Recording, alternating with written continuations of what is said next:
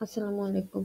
আমরা ক্লাসে হলো যে থ্রি অ্যাড্রেস কোডের ট্রিপল রিপ্রেজেন্টেশনটা দেখছিলাম, যে এখানে ধরেন আমাদের একটা থ্রি অ্যাড্রেস কোড আছে T1 is equal to A plus B বা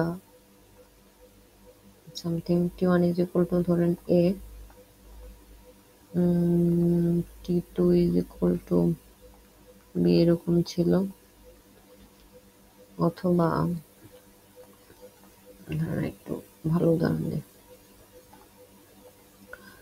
এরকম ধরেন ছিল যে T1 is equal to A plus B এবং T2 is equal to T1 plus C. So এটার ট্রিপল রিপ্রেজেন্টেশন করতে গিয়ে আমরা কিভাবে করছিলাম, যে আমরা হলো যে ট্রিপল রিপ্রেজেন্টেশনে প্রথমটা থাকে হলো অপারেশন, পরের দুইটা থাকে কি আর্গুমেন্ট, আমাদের আর্গুমেন্ট 1 আর্গুমেন্ট 2। সো এই দুইটার যদি আমি রাখতে যাই, সেটা হলো যে অপারেশন কি প্লাস প্রথমটার আর্গুমেন্ট 1 A, পরেরটা B, এটার ইন্ডেক্স 0।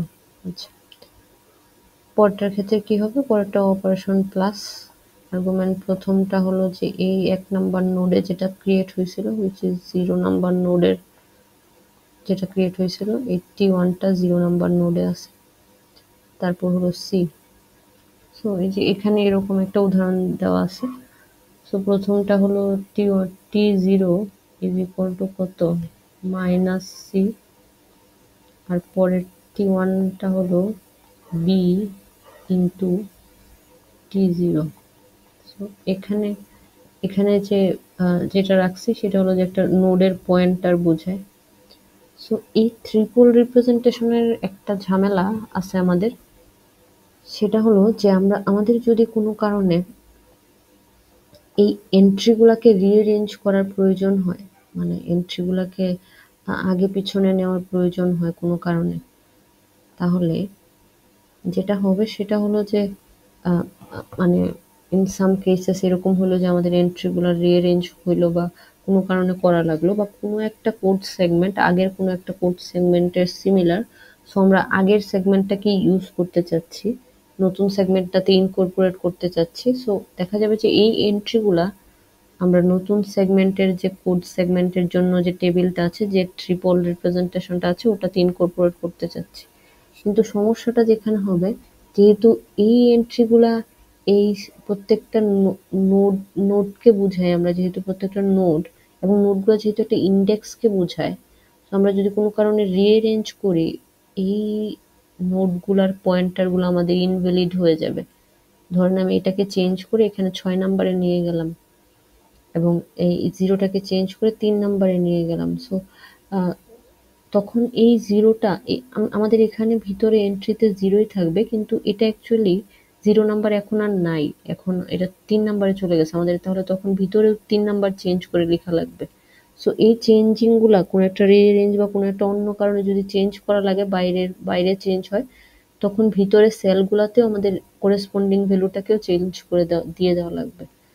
সো এই সমস্যাটা এড়ানোর জন্য আমরা যেটা করব, যে আমরা একটা নতুন নিয়ম নিয়ে আসছি, সেটাকে বলা হয় কি ইনডাইরেক্ট ট্রিপলস। ইনডাইরেক্ট ট্রিপলস এর কাজ কি, যে আমাদের যে টেবিলগুলো আছে, যে ট্রিপলের যে প্রত্যেকটা এন্ট্রি আছে, এই এন্ট্রিটা আমাদের ফিক্সড থাকবে, মানে এই এন্ট্রিগুলা যে নাম্বারটা ইন্ডেক্সটা সেটা ফিক্সড থাকবে। চেঞ্জ হবে কি, আমরা এই এন্ট্রিটাকে নিয়ে আরেকটা অ্যারের মতো বানাবো, মানে এই অ্যারের প্রত্যেকটা ইন্ডেক্স আমরা এই এন্ট্রিগুলাকে ভ্যালু হিসেবে রাখবো। সো কোনো কারণে যদি আমাদের এরকম করা লাগে যে এই ধরেন যে এই যে নতুন যেটাকে বানাইলাম, এটার কোনো কারণে রিঅ্যারেঞ্জ হলো, 35 এখানে চলে গেল, 36 অন্য কোথাও চলে গেল, তখন 35 যদি এখানে 41 নাম্বারে চলে আসে, ভিতরে জিরোটা ঠিকই থাকবে।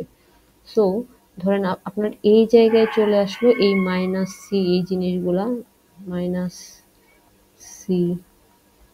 সো আপনার এই 1 নাম্বারটাতে এই জিরোটা বলতে বোঝাচ্ছে এটার ভ্যালুটা। সো আপনার যদি এটা রিঅ্যারেঞ্জ হয়েও ভিতরের ভ্যালুটা 0ই থাকতেছে, সো আপনার অ্যাকচুয়ালি ভিতরের এই অংশগুলো আর কখনোই চেঞ্জ করা লাগবে না। সো তার মানে আমরা এখানে একটা ইনডাইরেক্ট রিপ্রেজেন্টেশন করছি, যেখানে এখানের ইন্ডেক্সগুলোকে আবার অন্য একটা অ্যারের ভ্যালু হিসেবে রেখে দিছি। সো তখন দেখা গেছে যে মেইন যে টেবিলটা, ওইটার ইন্ডেক্সগুলো যদি কোনো কারণে রিঅ্যারেঞ্জ হয় বা কোনো কারণে শিফটিংও হয়, ভিতরের ভ্যালুগুলা কি সেমই থাকবে, আগে যেটা আমরা এই জায়গায় সেলে বসাইছি ওই ভ্যালুটাই থাকতেছে।